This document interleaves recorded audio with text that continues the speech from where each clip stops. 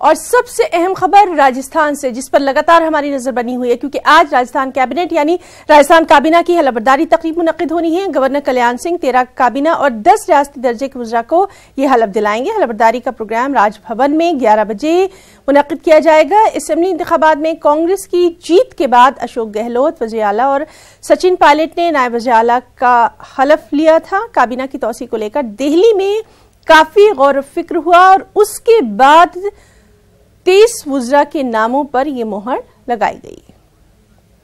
और मजीद अपडेट के लिए सीधे रुख करेंगे जयपुर नुमाइंदे राकेश शर्मा का।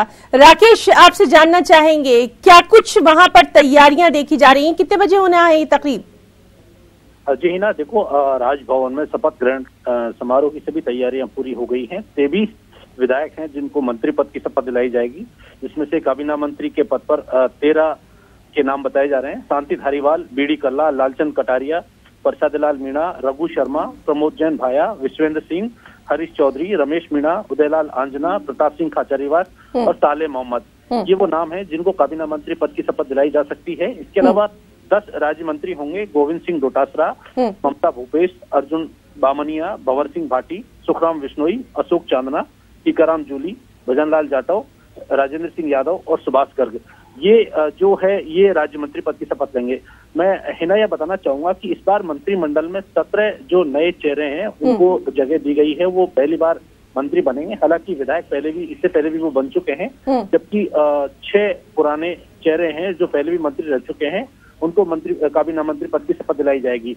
ये जो मंत्रिमंडल का जो गठन किया गया है, इसमें इस बार जो कांग्रेस का केंद्रीय जो नेतृत्व है उसने मिलकर तय किया है कि जो लक्ष्य है वो 2019 है और इसमें खासतौर पर जो जातिगत समीकरण है और जो क्षेत्र वाइज जो समीकरण है उसको संतुलित करके और ये अभी बनाए गए हैं। चूंकि इसके बाद अभी और भी मंत्रिमंडल का विस्तार होना है, कुछ जो आयोग के जो पद हैं वो रिक्त पड़े हैं, वहां पर भी अभी नियुक्ति होना बाकी है। क्योंकि जो पुराने वरिष्ठ जो कांग्रेसी नेता रहे हैं, जो पूर्व में भी मंत्री रहे हैं, वो इस लिस्ट में शामिल नहीं है।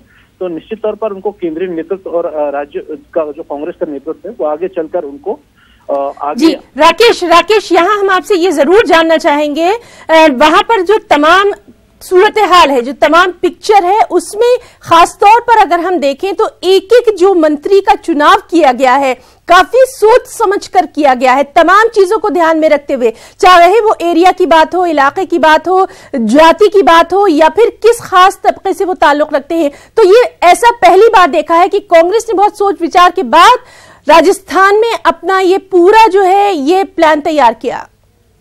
बिल्कुल हिना, आपने सही कहा है, क्योंकि जो अब 2019 का जो लक्ष्य है वो कांग्रेस के सामने राजस्थान में है।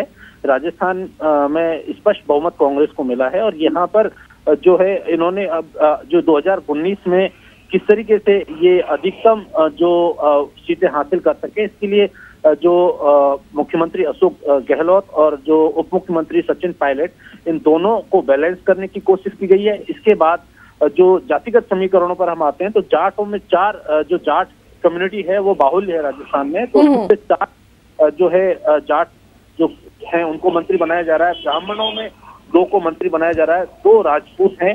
वैश्य वर्ग में से 3 बनाए जा रहे हैं, जबकि एससी के 4 कैंडिडेट हैं जिनको मंत्री पद की शपथ दिलाई जा रही है और शेड्यूल ट्राइब के 3 जो कैंडिडेट हैं जिनको मंत्री पद की शपथ दिलाई जाएगी। ओबीसी के 2 हैं, गुर्जर समाज से 1 है, विश्नोई समाज से 1 है और जो मुस्लिम समुदाय है वहां से भी 1 मंत्री को शपथ दिलाई जा रही है।